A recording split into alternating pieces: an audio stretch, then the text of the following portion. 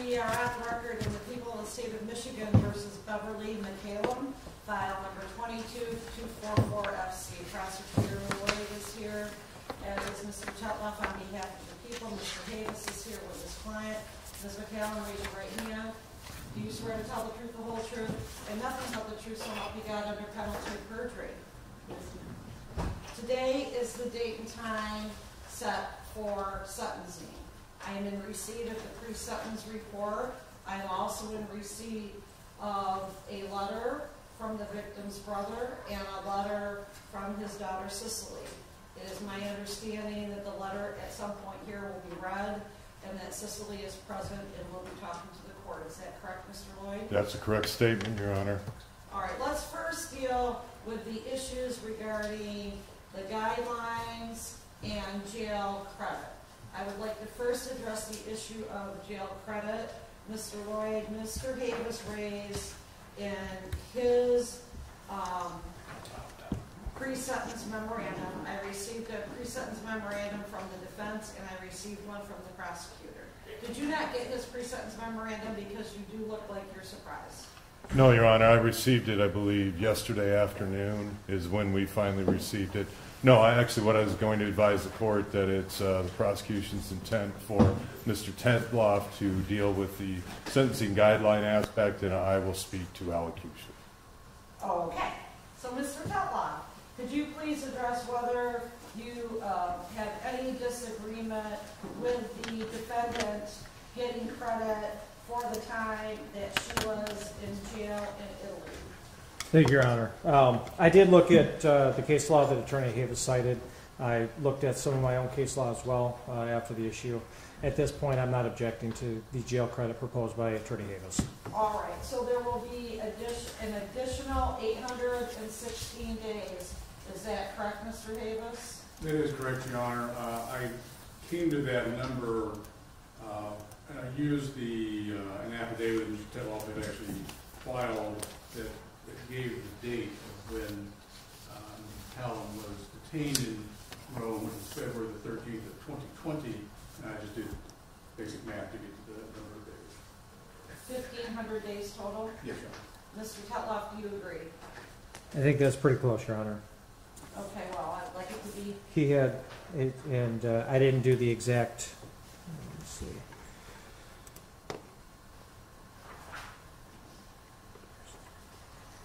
I show that MDOC gave credit for 684 days. Mr. Davis calculated 816. My math is 1,500. I would agree with Attorney Davis' math, Your Honor. Okay, very good. All right, then let's now move to disputes regarding the scoring of the guidelines. It is my understanding that the defense does not object to OB1 being scored by 10, and neither does the prosecution. Is that correct? That's correct, Your Honor. OB2 is not objected to, correct? That's correct. OB3 is not objected to. Is that correct? Not for the people. Mr. Davis? That's correct. OB4 is not objected to at 0. OB5 is not objected to at 15. Not for the people, Your Honor. Mr. Davis? That's correct. OB6 is not objected to at 25. Actually, in my sentencing memorandum as well, I would object to that. I think the scoring should be 50 points for OB6. That is an argument that you did make. You are, in your memorandum, you talked about the fact that the judge can find by a preponderance of the evidence that it was premeditated based on the facts presented at trial. Is that correct? That's correct, Your Honor. And there is case law, especially post-Lockridge, the court can have judicial fact-finding based on what's stated. And I also said in the other case, essentially, you can't rely on acquitted conduct. But in this case, there was no acquitted conduct because the issue of premeditation did not come up as a charge at trial. So the court can consider that. Mr. Davis. Thank you, Your Honor. In the report we received, pre-sentence report we received, prepared by probation parole, they calculated at 25 points, which I'm arguing is the correct number, not the 50. My assertion here is that in order to have premeditation, there had to be some type of testimony that allowed for that. There was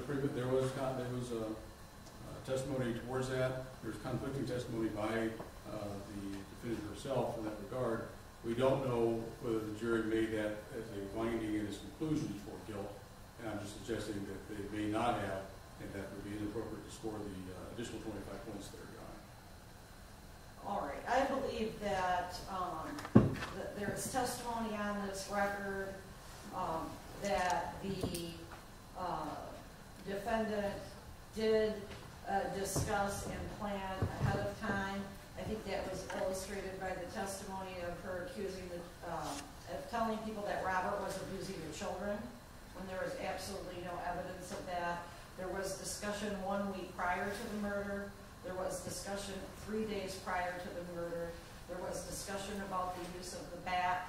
There was discussion about the rope and the bag. Therefore, I'm going to grant the request by the prosecutor and score OB6 at 50. Thank you, Your Honor. OB7 is 0. OB8. I believe your objection is to OB8, Mr. Davis. Yes, Your Honor. The OB8 designates a scoring of points based upon the defendant escorting or taking the victim to a place of greater harm or where the crime is going to be committed. We had a lot of testimony in this trial that the offense occurred down in the basement. But we had testimony that the basement was virtually the man cave for Roberto. He went down there on a daily basis, sometimes multiple times throughout the day. So I don't think that we can score the points here based upon Roberto going down to the basement himself. That the defendant did nothing to escort him there. That's my contention towards the scoring of those points. Mr. Telton. Thank you, Your Honor. I would agree that this was the defendant's man cave. However, the whole part of the premeditation plan to this murder was the other co-defendants, specifically Christopher McMillan and Deneen Ducharme, were going to essentially lie in wait in the basement because and there's testimony to this effect that if anybody was in the basement, then the victim would in fact go down to essentially see what they're doing in his area. So the whole plan was to lure him down there by the other people down there, and then they were to commit the murder then. So yes, he could have gone down there eventually on his own, but the whole part of this plan is to lure him down to commit the murder. And we see that where the victim actually followed this scheme once he noticed the two defendants down in the basement. And then the third defendant, the defendant here, Beverly McCallum, that's when she kicked him in the back down the steps to this basement, and that's where they killed him. So I believe 15 points would be appropriate. I agree with the prosecutor, and there is a case law that discusses this scoring in terms of being in a place where others are less likely to see the defendant or the defendants committing the crime. That's People versus Phillips, 251, Mish at 100. And I do think that the facts in this case support it. OB8 is going to be scored at 15. OB9 is scored at 0, OB10 is 0, 11 is 0. That takes us to OB12. OB12 is currently scored at 5 points. Is this one of those that you disagree with, Mr. Tetloff? No, Your Honor. People believe that that should be scored at 5 points. Okay. And you also then, Mr. Davis? I do, Your Honor. I probably not necessarily put in there, but the People's Memorandum suggested it was written as a conspiracy, which was raised in the memorandum. That's not happened in this case, but there is facts to establish it. That was the issue. You agreed, but for a different reason. Correct. Okay. OB13 is scored at 0. OB14. OB14 is currently scored at 10. Mr. Davis. Thank you. Obviously, this goes towards scoring points with the belief that my client was the leader of a group of people that committed the crime itself. I don't think there's been enough testimony or establish that we can actually ascertain that. In cross-examination of Mr. McMillan, I had asked him more specifically about the planning that went into this, and his responses to my numerous questions I had on cross-examination were somewhat limited. There was no discussion of who was going to do what, how it was going to be done, when it was going to be done. This seemed to be an event that occurred organically rather than having one of the individuals in charge of this operation. And so that's why I'm suggesting that the point scoring here is not appropriate due to the testimony that I elicited from Mr. McMillan. Mr. Tutlow. Thank you, Your Honor. Once again, I'm asking that this be scored at 10 points. As I said, in this type of case, if there's 3 more offenders, then more than one person could be scored as a leader. So in this case, we do have 3 people involved in the murder. But the premeditation aspect alone, especially the defendant asking the other co-defendant, Deneen, did you ask him, did you tell him? Them going over the plan together for the premeditation. The defendant was the one that kicked the victim down the stairs. As we heard at trial, the defendant was the one saying, give me the hammer, give me the hammer. The defendant was the one that was directing the cleanup. The defendant was the one that was directing them to load up the trunk, the body in the trunk, carry that up the stairs, and then ultimately directing them to Ottawa County where the victim was burned.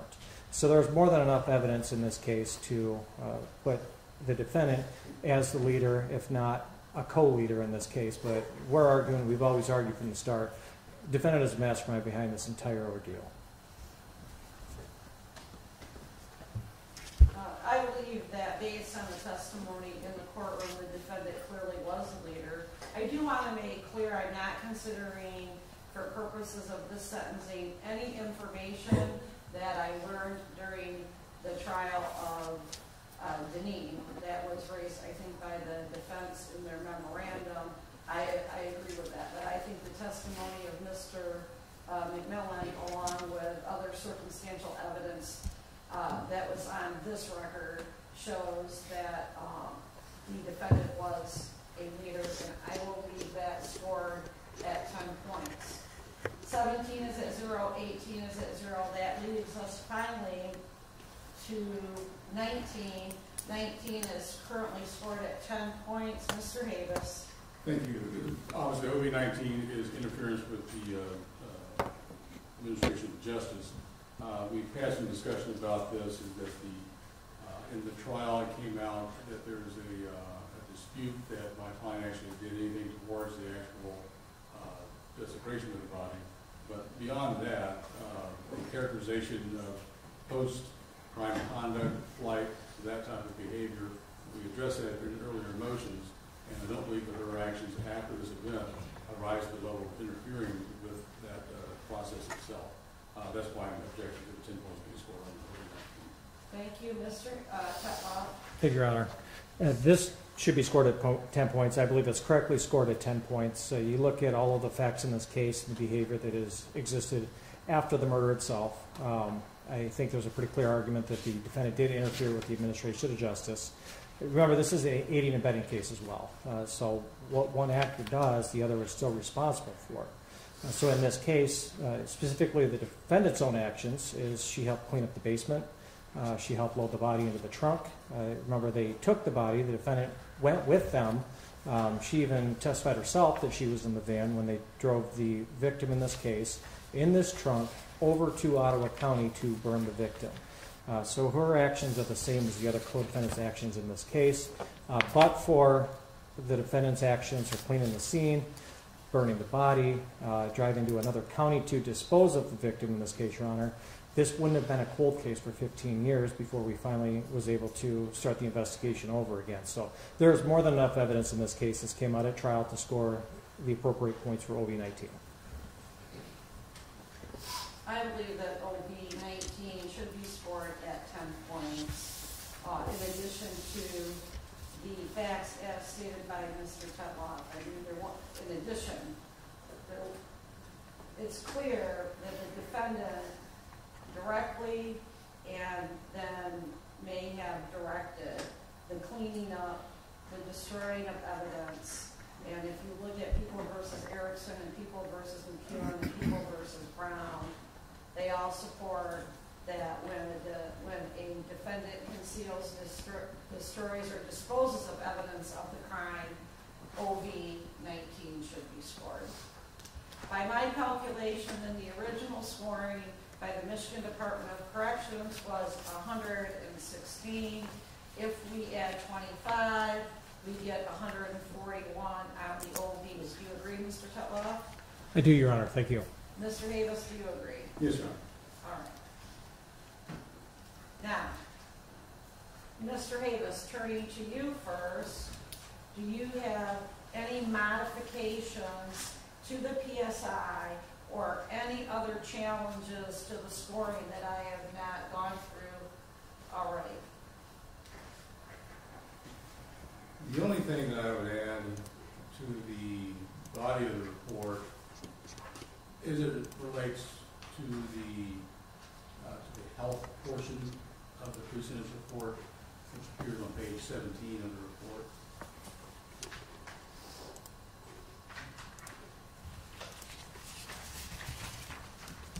Okay. It notes that the defendant reported she has fairly impaired physical health. It stated she had suffered from TIA strokes or mini strokes since 2012. So, my client informed me that she had 17 and 19 TIAs with mini strokes during that period of time. Does she have any documentation from that from a doctor? She may have, but I don't have that with me. But I just wanted to point out that her health may be less than fair, that she's actually suggesting it would be. And she's currently had some medical issues while she's been in jail. But I just want to clarify that this is not a single stroke we're talking about, but multiple strokes. Thank you. Okay. It says, and I quote, she stated she has suffered from TIA strokes, plural, since 2012. I think that's covered. Any other modifications? No, Your Honor. Mr. Tetloff, any other challenges to the scoring or modifications to the PSI itself? No, Your Honor. Thank you. Mr. Lloyd? Thank you, Your Honor.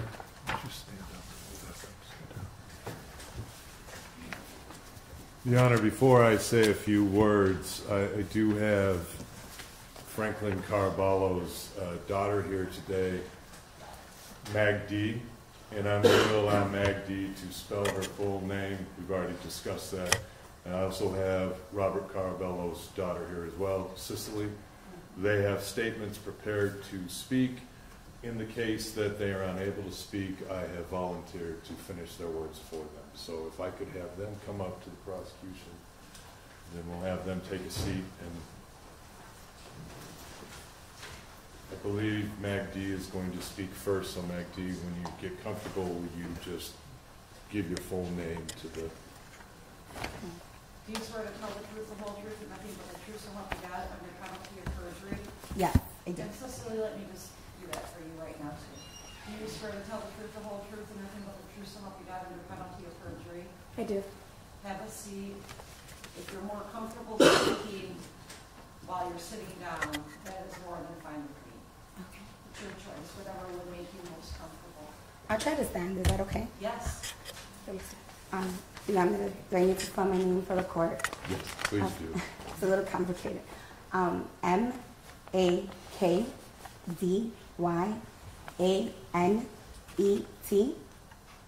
Caraballo.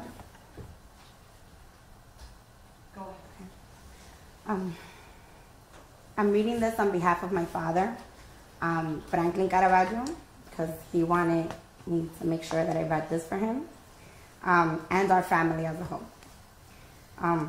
Our family would first like to express our deepest gratitude to this court and to the justice system of the United States of America for making sure justice was done in my brother's murder.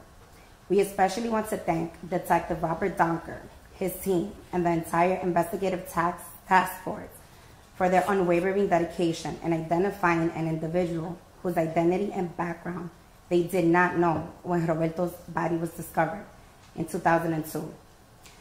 The respect you all have shown my brother did not and will never go unnoticed. We will forever be thankful. My mother died with a desire to see my brother again. and always held on to the hope that my brother was alive. She would often say that every time the phone rang, she thought it was Roberto. Beverly, you know our family is very united. So when Roberto stopped calling my mother, I knew something happened to him. I knew you killed him. Weeks before you killed my brother, he wrote me to say that he wanted to leave you, but wouldn't, because he didn't want to leave Sicily with you. Because you had always, and also because you had threatened to kill him. These were his written words to me. You have always been known as someone who will do anything to get what you want, regardless of who you hurt. The evil inside you can be seen in how you recruited your oldest daughter and her friends to murder Roberto. The only explanation we have is that you murdered him because he didn't want to be with you. We want you to know and understand that although you changed the makeup of our family, you didn't break us. And your attempts to taint Roberto's name are in vain, because those who knew Roberto know he was a good person, a great son, an amazing brother, an exceptional friend, a phenomenal father, and a loving uncle. Words that will never be said about you. We take some solace in that Sicily was reunited with our family nearly 10 years ago and has visited us in the Dominican Republic on several occasions. We've been fortunate to be a part of Sicily's journey through her adulthood and now motherhood. Being a part of her life allows us to create memories with her and my brother's 2 beautiful grandchildren, something that we are sure Roberto rejoices in from heaven. Honorable Judge Cunningham, the Caraballo family asks that you please spare no mercy when sentencing this defective human who was capable of recruiting her daughter to commit a murder, a daughter who has already been sentenced to life in prison, making it only fair that Beverly is dealt a similar hand. Judge Cunningham, it is with the utmost respect that our family requests that this woman is never allowed back in society, because in all honesty, the depths of her evil are still unknown. Thank you. Thank you. Thank you for being here, and I'm sure it means a lot to your father that you're here in person and that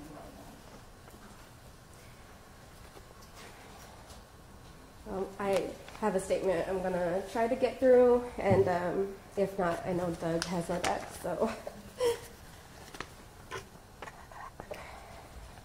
Your Honor, Judge Janice Cunningham, my name is Sicily Alexandria Caraballo.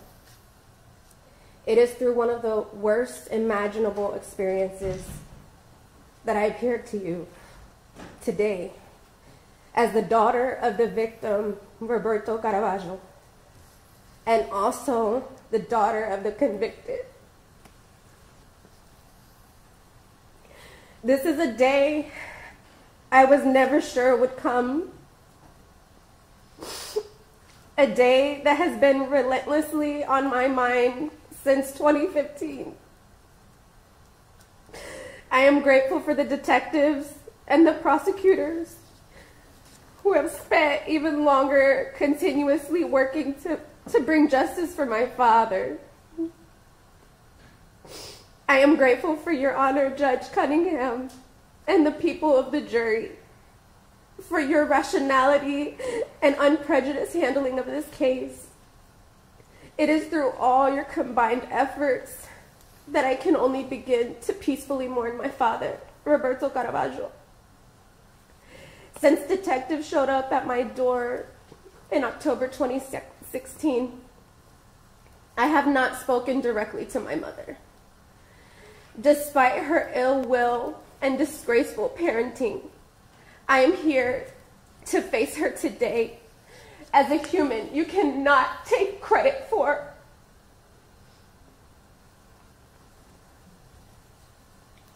It is through what I can only describe as the grace from God that I was able to discern the life that I wanted to lead, despite the hand that I was dealt. I am a proud mother, a partner, sister, friend, and veteran to our country. May these next words make their way to what was once the soul of my mother. This will be the last time that you see me in the flesh and the last time you hear my voice in the same room. While I do not expect empathy or regret from you, I am compelled to speak my truth for my own peace and to be rid of you from this day forward. As the mother of two beautiful children, I cannot fathom your hatred and your greed and lifetime of terrible actions you've committed to your family, to your own family, and all those you've ever lured into your presence. You have taken the life of a beloved man who was striving to improve himself for his own well-being and for his own daughter. Visiting my father's home in the Dominican Republic to meet his family and his childhood friends revealed a striking contrast to what I know is the truth on your end.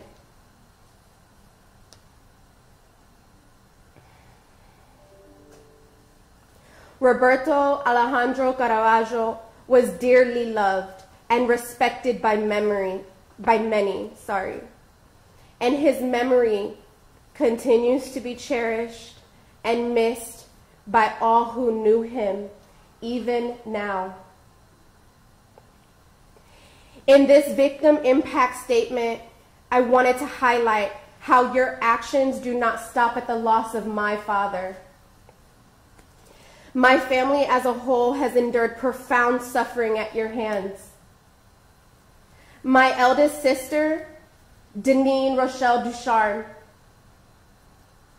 who was born with so much God-given potential to be an amazing, successful human, is now going to rot her life away in prison, not only due to her own choices, but also your lifetime of unspeakable control, manipulation, and abuse. My second sister, Tasha, who somehow still tries to love you, still answers your phone calls because she pities you for being lonely and being in jail.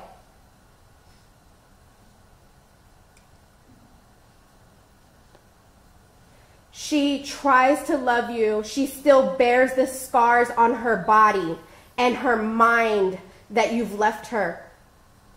Her heart forever seeks the love of a family that we were never given. And I know that search all too well.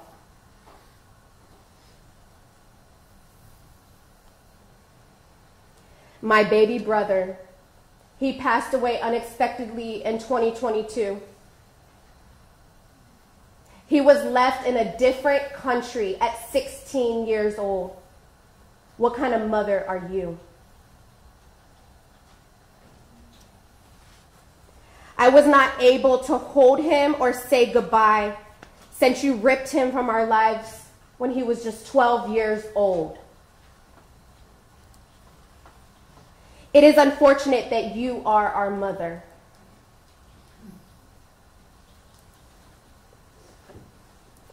My baby brother stood with me and he knew you had to face justice.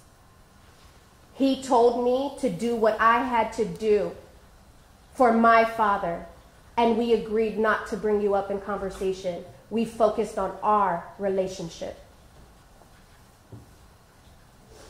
But my journey into motherhood has and always will be guided by the vision of what little Sicily deserved.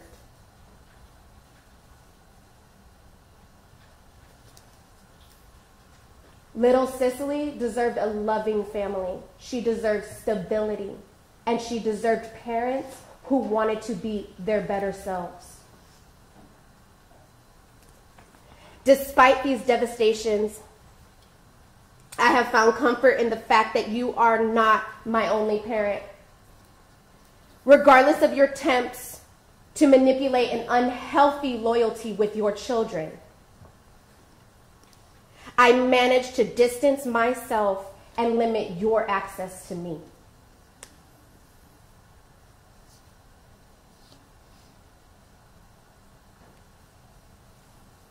I know now that you were not my only chance at a family.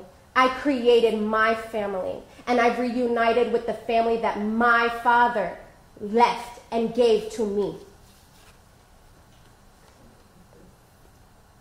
While you may have created my own family, sorry, I messed up my words. Disregard that last one. While you may have taken my father's life, you will have no hand in his legacy. I am his legacy. My children are his legacy, and his legacy will live on through us.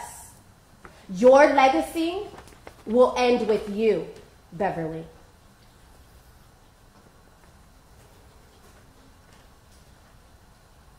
I want to remember my father's life and his love. Now that I hold what is left in his remains, Beverly, no longer resting in an unmarked grave, I plan to give my father a proper farewell by returning his remains to his homeland, where they will rest alongside his mother's grave in eternity. I express deep gratitude to all those who have supported me. My father's integrity, it will never be forgotten. Your Honor, as you deliberate my mother's sentencing, please consider the irreparable harm she has inflicted to those closest to her. Her merciless actions stripped my father from a second chance and tore away loved ones from both sides of our family. Justice must be served, not only for my father, but for those who have forever been changed by her ruthless actions. I formally request restitution and intend to utilize all proceeds to help support children of murdered parents. Thank you. Sorry, it took so long. Sister, thank you for being here. I can't imagine how hard it is. You're a very brave woman, and I appreciate you being here today and making those statements.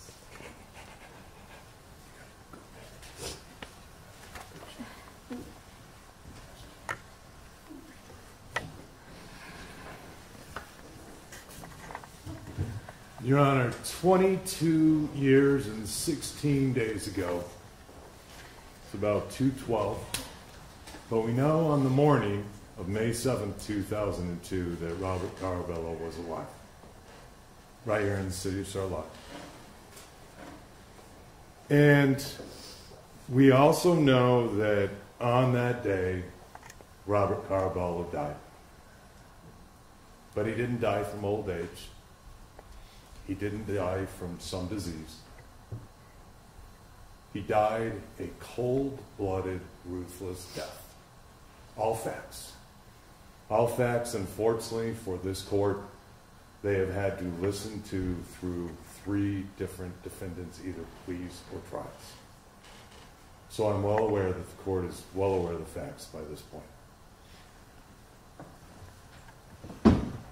And on top of that, not only did he die that ruthless death, his body was then taken away and desecrated and left to be unknown in a blueberry field. And that's how he sat for 13 years in a grave, in a cemetery in Ottawa County, a beautiful cemetery, but not his own, with a name flag said, known only to God. And it wasn't until 2015, through the hard work of Detective Donker, and then Detective Maltby, and then Detective Ivy, that they were able to bring these cases to fruition.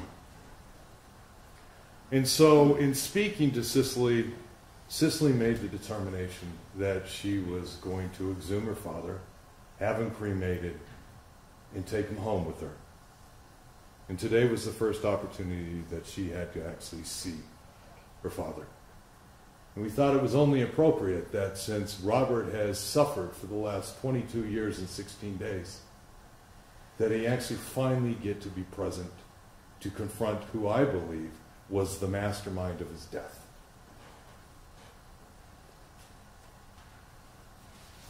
So, Your Honor, I'd like to mention something. One of the first questions you asked was regarding the time. The time. Did we agree with the amount of time that the defendant is receiving? And that's twofold. There's case law that says I have no choice but to have to agree with that. I don't agree with the case law, but I'm stuck with the fact that I have to agree with case law. But I think it's important for the court to remember, and I'm sure it does because we had many motions about it, that when this case began and we actually determined that the defendant was in Italy, the Italian government, under the treaties between the United States and Italy, actually agreed to return her on murder in the first degree. It was the defendant who then appealed those rulings to the European Court of Human Rights. And it was the defendant who then, through their appeals, had the European Court of Rights tell Italy that they were no longer going to agree to the treaty unless I, as prosecutor, was willing to offer up murder in the second degree. And so this case sat going on longer with her sitting in Italy because of the actions that she committed herself. And so in a sense, she's already received the benefit of a bargain. Because if she had just come back on the Italian charges and had been convicted of murder of the first degree, which I personally believe she would have been, then this discussion we would be having would be considerably different at this moment. So I'd ask the court to recognize that she's already received the benefit of the bargain by her actions while she sat in Italy. I'd also ask you to think about this specific trial and listening to the defendant testify, along with the PSI that she's provided.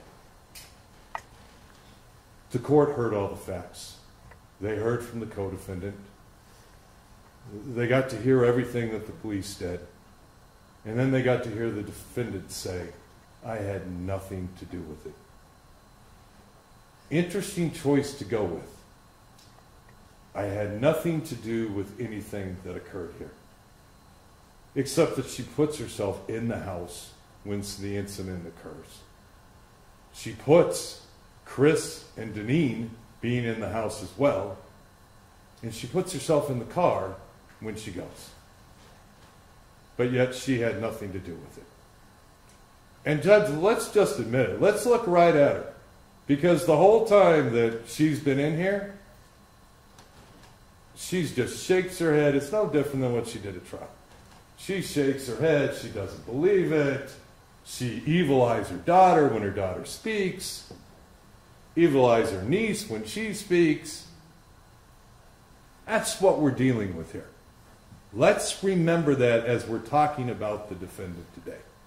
She is showing herself now just exactly as she was 22 years ago in 16 days.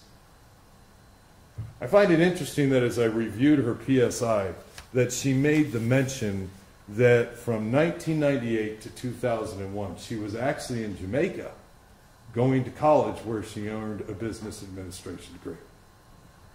Funny, isn't it? Where does she go within a month after Robert's dead? Back down to Jamaica. Kind of goes to the prosecutor's philosophy or thoughts of how we tried this case. Robert got out of prison and Robert decided, I don't want to live the past that I did. I want you to pick a spot that's away from the lives we've lived a spot you can be around your family, but let's find something wholesome that I can do that's not doing what I've been doing.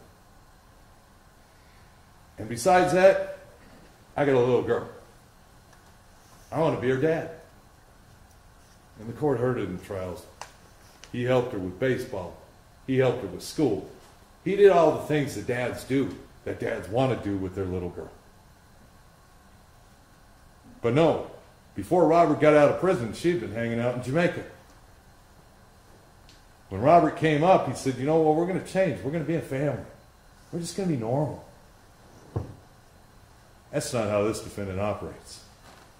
You got to hear testimony in regards to that that's not how she operates as a human being, and especially not as a mother. And when she had enough, Robert had to go, so that she could get back down to Jamaica to the love of her life.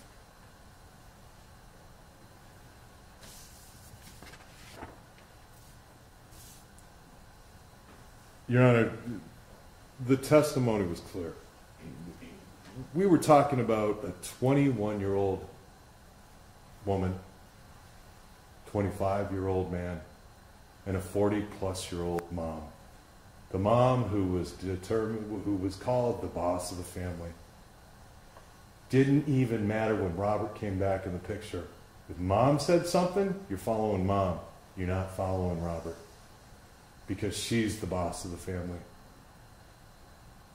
We definitely know who the mastermind of this was. Chris laid it out for you. I think it's easy to say. Great follower, wasn't born to be a leader. Deneen was an individual that, as Sicily said, probably had a great hope of life. But at the end of the day, the manipulation that her mother put on her was too much to overcome the ability for her to do good. And then there's her. You can look at her history. Her history shows the amount of thefts and stealing and the things she did. It's right there in the PSI. That was her life. That was the life of her children. At the end of the day, Your Honor, this was an individual who took advantage of the system. Robert didn't know anybody here, and as she said on the stand, she wasn't calling the cops because that's not what her family did. Well, her family lived up here, and amazingly enough, they all shut up.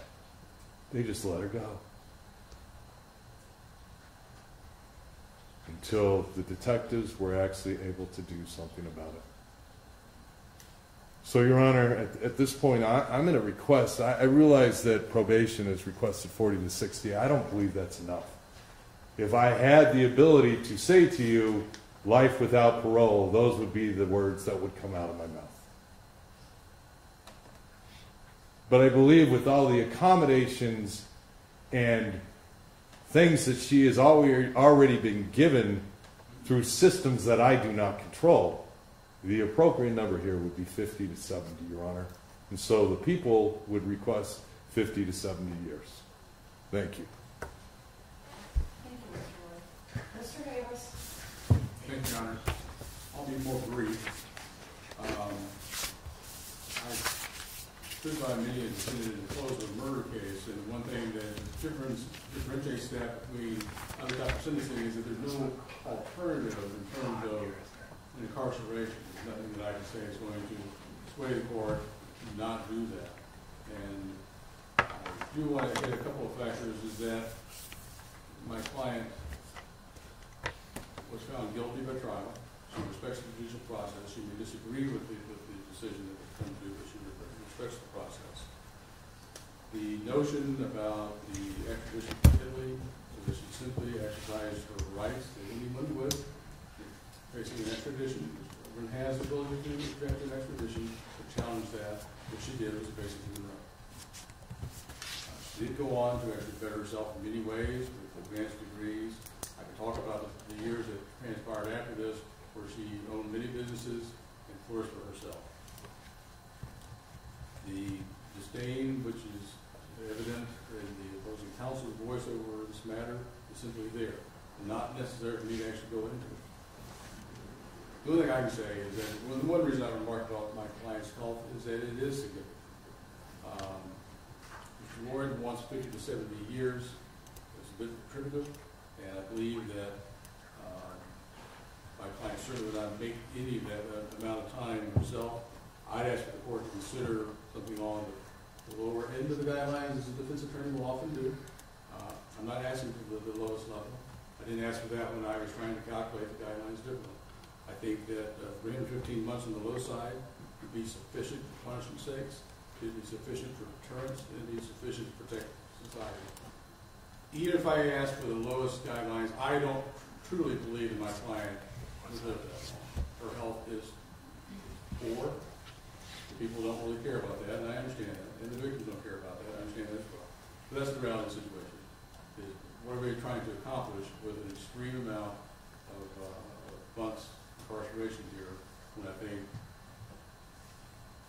something lower than that, it's not going to give her a chance to get out, but it does demonstrate, to her at the very least, that the same type of attempt to have access to human rights that she exhibited in Italy is portrayed here in Michigan. So I'm asking the court to consider something on the lower third of the guidelines as we have in this court now.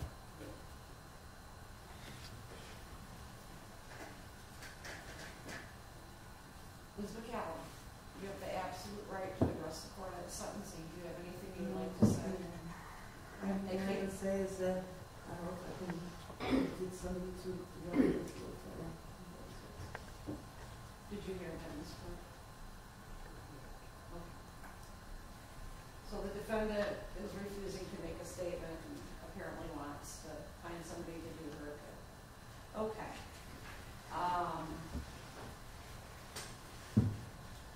In Michigan, when a defendant is sentenced, the court has to consider several factors in determining what an appropriate sentence is. I have to consider the reformation of the offender, the protection of society, disciplining the wrongdoer, and to deter others. I want to be clear again that in making this decision, I am not considering the plea and the information that I heard from Mr. McMillan when I took his plea. I am considering, of course, his testimony in the courtroom. I am not considering anything that I heard during the testimony, during the trial for Deneen. The decision I'm making regarding the sentencing is based solely on the information that I received during trial, what I read in the pre-sentence report, and of course considering the statement of the victims in this case. I am also not considering the jail credit being significantly increased by 816 days. First of all, in making the determination, I did not know whether or not I would end up giving her the credit. I don't disagree that the 816 days credit are a result of her refusing to come back voluntarily, but I do agree with Mr. Davis. The defendant had the right to exercise her right to fight extradition. I don't think, though, it should be lost on the family that it wasn't that she was in Italy free to run around. She was incarcerated. But I am not considering changing what I think is a proportionate sentence to take into account the 816 days. In looking at the first thing that I have to consider, reformation and rehabilitation, that goal is aimed at teaching a wrongdoer the appropriate measures to avoid future criminal activities.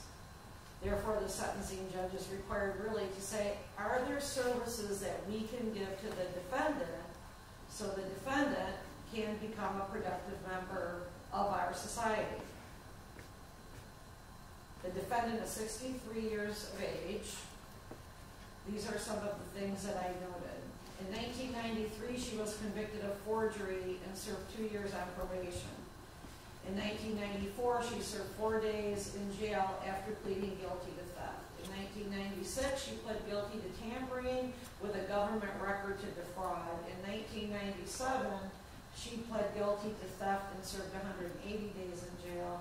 In 1998, she pled no contest to forgery and served 90 days in jail.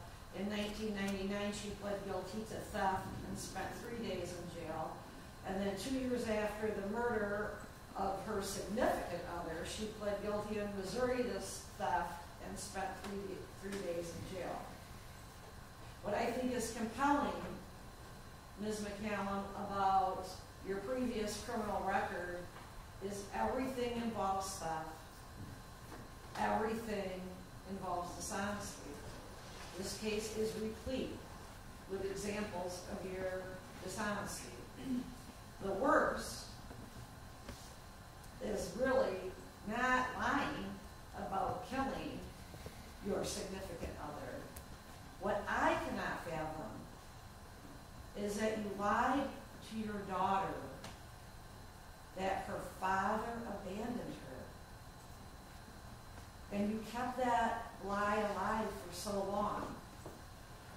When Sicily told the story on the stand of how she prepared to confront her father and that she practiced how she was going to confront him, anyone that heard that testimony understood what she was going through. And perhaps all of us at some point in our lives have thought about confronting someone that we thought did us wrong. But this was a young girl going to confront her father for abandoning her. And then she gets there, and he's not there. I cannot imagine her confusion or emotions. She knew her dad would be there because he would be there for his mother, her grandmother. And I watched you. You showed no emotion.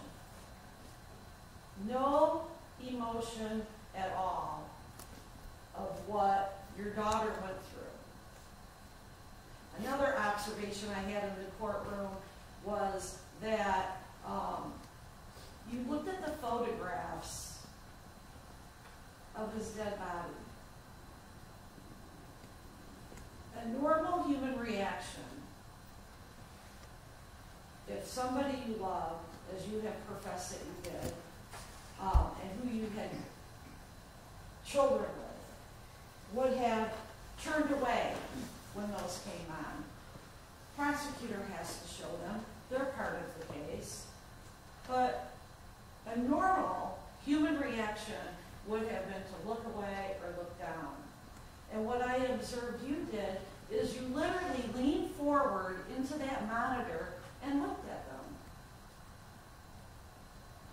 That's very telling to me of the person you are and whether you have the capability to be reformed.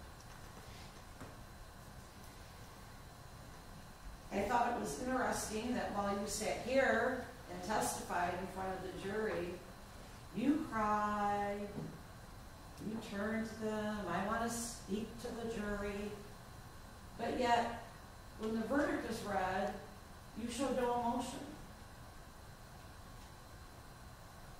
You have the inability to tell the truth, and you have the ability to perform. You claim you never used drugs, but witnesses testified there were pipes and drugs. You claim that you had a valid license, but in fact, we learned that you didn't. It is my opinion that at this stage of your life, and looking at your criminal history of theft, your long history of dishonesty, reformation and rehabilitation is simply not possible. I have to look at protecting society. The best means to protect society is sufficient rehabilitation. While a jail or prison generally only temporarily removes someone from society, the best protection is reformation. And if a woman or a man can be reformed and we can give them the skill set so that they can get rid of their demons and be a productive member of society, that's what we should do. I believe very strongly in rehabilitation. However, there are cases, thankfully, more few and far between, where I have to conclude that there is no counseling, there are no classes, there is nothing that can be done to assist you. Therefore, the only thing I can do to protect society is to provide you with a long period of incarceration. In other words, it is my opinion that you are a threat to anyone who gets in your way as long as you are out in the community. I also have to consider deterrence to others, that meaning that if someone were thinking of committing the same type of act for which the defendant will be sentenced, that they might think about it and reflect on it, knowing what type of sentence they would receive. And finally, there is disciplining the wrongdoer. There is no question that your actions require punishment. The question that I am left to answer is what is proportionate and what is reasonable based on the facts of this case. This record contains evidence that a mother lied to her daughter and told her she was abandoned, with whom she had a close relationship. You lied to her, you pushed her father down the stairs, you put a claw hammer in his head and wrapped a plastic bag over his head, tying it shut with a rope and suffocating until he was dead. Either you did all of those things or you did that in conjunction with Deneen and Mr. McMillan. You directed that he be rolled up and placed in the trunk. You took the trunk to a county far away and you set it on fire.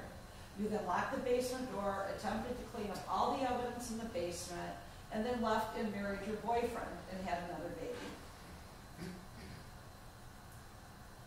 What is a punishment that is reasonable for such a horrific crime? What is a sentence that is proportionate? The jury found you guilty in less than 2 hours. One of the questions that I have to look at are the sentencing guidelines. The Supreme Court has made it clear to the trial courts that the guidelines are only that, they are just a guideline. And I have to look at this also if the guidelines were scored in the way that Mr. Havis asked, what would that be? And I took a look at that. I did not agree with his legal argument, but I did look at what it would be if his argument had prevailed. If his argument had prevailed on every legal end, the highest end of the guideline at that point would be 39 years. The principle of proportionality requires that this sentence be proportionate to the seriousness of the circumstances, and I'm to look also at the nature of the offender in addition to the offense. I feel I would be remiss if I didn't point out that you couldn't even listen to your daughter today. You turned and said to the deputy, "Can I leave?" I don't even know what to say to that, other than it shows that you have no remorse, no sympathy, and definitely no love.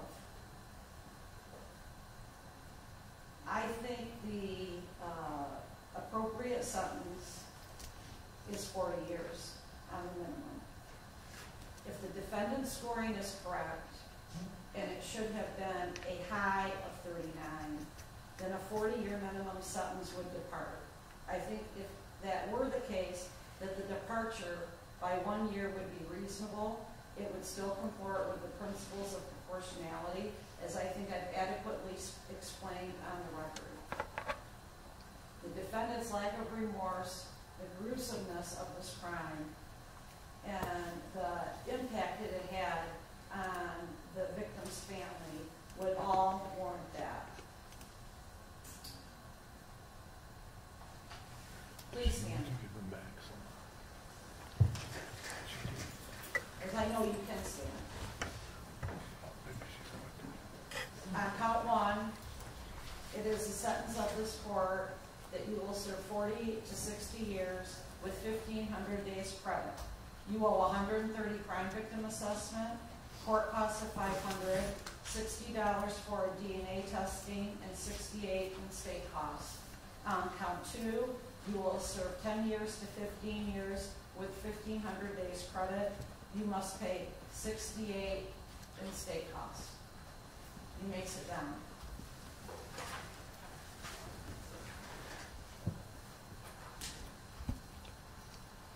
I am glad, as I said earlier, that his brother was able to make a statement through his daughter.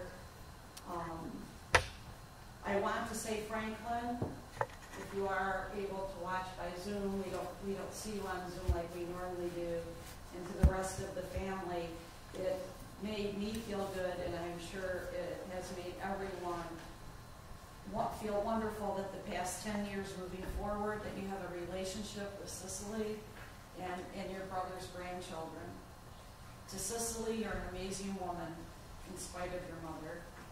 From everything I have witnessed in the courtroom and from everything I've heard about you, you are a wonderful mother and partner and sister and friend. And I also thank you for your service to our country. I hope, to use your own words to close, I hope you can now peacefully mourn your father.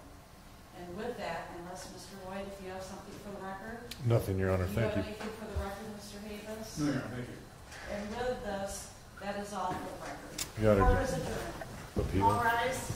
Oh, sorry, forgot the very end. Because you were convicted by a jury of your peers, you do have the right to appeal your sentence. If you wish to appeal your sentence, you must do that in writing. If you cannot afford an appellate attorney, I will appoint an appellate attorney. You must make that request in writing within 42 days of today's date. Mr. Havis, has your client received her notice of appellate right? Yes, we did, Your Honor. Now court is adjourned.